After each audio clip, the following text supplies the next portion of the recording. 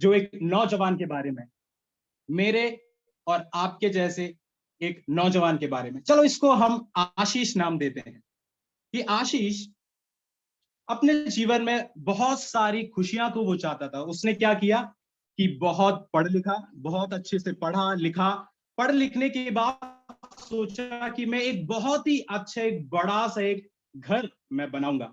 तो वो एक बहुत ही अच्छा एक बड़ा सा घर बनाता है और वो सोचता है कि मैं यदि ऐसे बड़े घर में रहूंगा तो मुझे सारी खुशियां मिलेगी और वो खुश होगा। सोचता है इस प्रकार से, देखो इसका स्माइल देखो, वो खुश हो गया और वो सोच रहा है कि मुझे सब कुछ मिल गया है।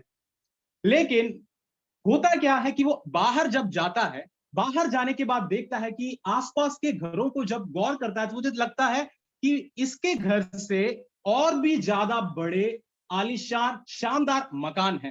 तो ये क्या करता है, और मेहनत करता है और पैसे कमाता है और वो सोचता है कि मैं बड़ा घर और बनाऊंगा तो मैं ज्यादा खुश हो जाऊंगा। तो वो अपने पैसों को इकट्ठा करके जिस प्रकार से उसने देखा था ऐसे ही बड़े घर को वो भी अपने घर में तब्दील कर देता है। तो वो सोचता है शायद जो मैं निराश था अब शायद मैं फिर से खुश हो जाऊंगा करके।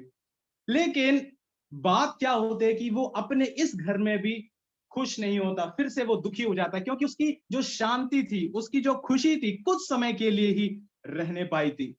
तो वो क्या करता है कि अपने कई सारे परिश्रमों के बाद वो सोचता है कि मेरे पास गाड़ी हो गया, बंगला हो गया, सब कुछ आ गया, लेकिन फिर भी खुश नहीं। तो एक काम करता हूं, मैं अब दुनिया की सैर पर निकलता हूं, सैर सपाटा करूंगा दुनिया की, और मैं जाऊंगा, घूमूंगा, ऐश करूंगा, तो मैं मुझे बहुत मजा आएगा। तो ये आइडिया सोचकर वो आगे अपनी दुनिया में दोस्त यारी दोस्तों के साथ घूमता घूमता अलग अलग जगह पे जाता है, पूरी दुनिया का सैर कर लेता है और वो सोचता है शायद वो खुश होगा।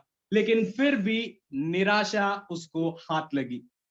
तो वो सोचता है कि अब मैं ऐसा जीवन में क्या करूं कि मैं खुश होने पाऊं। तो वो सोचता है, वो संसार की बातों में लग जाता है। संसार की बातों में लगने के बाद वो सोचता है कि मैं शायद शराब पी के थोड़ा आनंद को ले सकता हूं। तो वो अपने जीवन की कुछ आयुओं को शराब के द्वारा बिताना शुरू कर देता है। उसके बाद उसमें भी उसे खुशी नहीं मिलती तो वो थोड़ा सट्टा लगाने लग जाता है, जुआ खेलता है। सोचता है मैं पैसे कमाऊंगा थोड़ा सा और दूसरों के साथ शर्त लगाऊंगा, अपने पैसों को ऐसे ही उड़ाता हुआ चला जाऊंगा और भी पैसों को वो कमाऊंगा, वो सोचता है। लेकिन उसमें भी उसे खुशी नहीं मिली। फिर वो सोचता है कि मैं थोड़ा धूम्रपान कर लेता हूं, थोड़ा बीड़ी सिगरेट खैनी ये सारे चीजों में लग जाता हूं तो शायद मुझे थोड़ी खुशी का अनुभव मिलेगा करके। लेकिन वो भी उसके जीवन में थोड़े समय के लिए रहता है, फिर वो चला जाता है। फिर वो सोचता है कि शायद मैं संबंध बना रिलेशनशिप में रहूं, मैं दोस्त और लोगों को बना देता हूं, और लोगों को बनाते हुए देखता हूं कि मेरे जीवन में क्या घटेगा। लेकिन फिर भी वो समझ उनकी जो खुशी थी कुछ समय के लिए ही रह गई। वो सोच में पड़ गया अब मैं करूं तो करूं क्या। उसका जीवन ऐसे ही बीतता गया। उसने सोचा शायद अब मैं अपने जीवनों को अच्छे कामों के लिए लगाऊं, अच्छे अच्छे काम करूंगा, दूसरों की मदद किया करूंगा, दूसरों की सहायता किया करूंगा। तो उसने क्या किया, और भी दान और पुण्य के काम शुरू कर दिए। गरीबों को घर बना के देने लगा, खाना देने लगा, जिनके पास खाना नहीं है उनको खाना देना, उनको कपड़े देने लगा। ऐसे कई सारे काम किया। उसके साथ साथ उसने चर्च जाना भी शुरू किया, चर्च जाना शुरू किया, क्वायर में गाना गाना शुरू किया, जितना उसको हो सकता था उतने सारे काम किया। और एक दिन आशीष मर गया।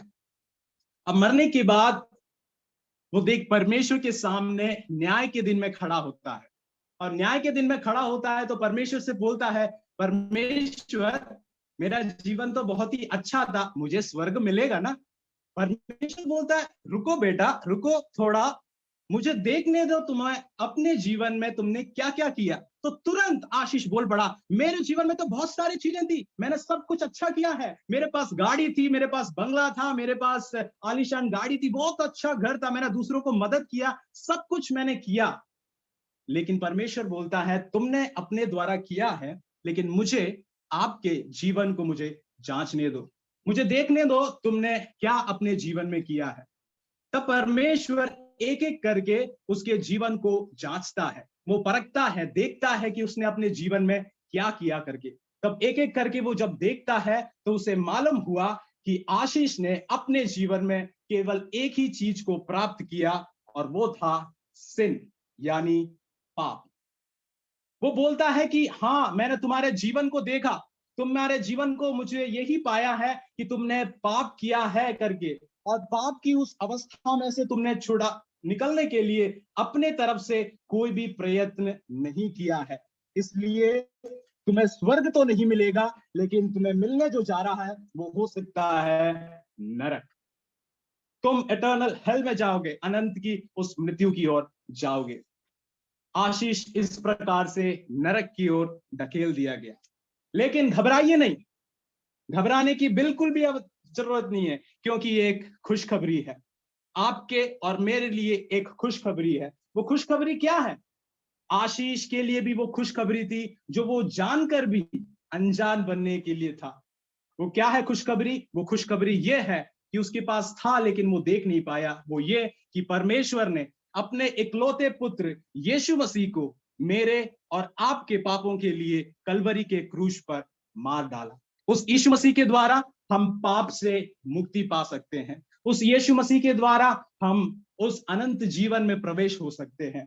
हम वचन में इस प्रकार से पढ़ते हैं कि उसमें कुछ भी पाप नहीं था, लेकिन फिर भी परमेश्वर ने उसे हमारे लिए पापी ठहराया। वचन में और पढ़ते हैं कि वो क्रूस पर कुकर्मियों के साथ गिना गया, अधर्मियों के साथ गिना गया। वचन हमें बताती है कि वो कुकर्मियों के साथ क्रूस पर चढ़ाया गया, उसको मारा कूटा, उसे जितनी ताड़नाएं दे सकते थे उतनी ताड़नाएं की। और हम पढ़ते हैं कि जो सैनिक लोग, वो लोग मजाक उड़ाए, यहूदियों का राजा करके मजाक उड़ाया, उसके कपड़े फाड़कर उस पर चिट्ठी डाली, और वो मरा है क्या देखने के लिए उसको भाले कर घोंप कर उसको मरा हुआ समझा। हम आगे पढ़ते हैं कि उसको मरने के बाद कब्र में डाल दिया गया। डालने के बाद लेकिन परमेश्वर ने वो सामर्थ के द्वारा वो तीसरे दिन जी उठा और वो स्वर्गारोहण हो गया, और वो हमें बताता है कि फिर से वो हमारे लिए आने वाला है। मेरे प्रियो, आपसे एक ही संदेश हम देना चाहते हैं। वो परमेश्वर जो जिसका स्वर्गारोहण हुआ, वो हमारे लिए आज भी जिंदा है। वो हमें नया जीवन देना चाहता है। यदि आप भी नया जीवन जीना चाहते हैं, नया जीवन को प्राप्त करना चाहते हैं, तो केवल दो चीज करने की आवश्यकता है। पहला, हमें मन फिराना है। मन फिराना है अपने पापों से। बोलना है, परमेश्वर मैंने गलती किया है, लॉर्ड परमेश्वर मुझे क्षमा कीजिए। यदि हम क्षमा अपने आप से परमेश्वर से मांगते हैं तो परमेश्वर हमें क्षमा देगा। मन फिराने के साथ साथ हमें उससे माफी मांगने की आवश्यकता है। यदि हम माफी मांगते हैं तो परमेश्वर का प्रेम, परमेश्वर की सामर्थ हमारे ऊपर होगा। तो इसी प्रकार से वचन हमें बताता है कि यही परमेश्वर जिसने हमें जो मार्ग, सत्य और जीवन है, वो हमें प्रकाश की ओर हमें ले जाएगा, और उसकी शांति हमारे ऊपर होगी। और वो चाहता है कि उसी शांति में, उसी प्रकाश में हम बने जाते रहे, आगे बढ़ते रहे। परमेश्वर अपनी प्रकाश में हमें ले जाएगा। परमेश्वर इस प्रोग्राम के द्वारा आप सभी को आशीष और बरकत दे। Thank you, hallelujah. कितना अच्छा एक स्पेशल प्रोग्राम था ना। धन्यवाद फेबी।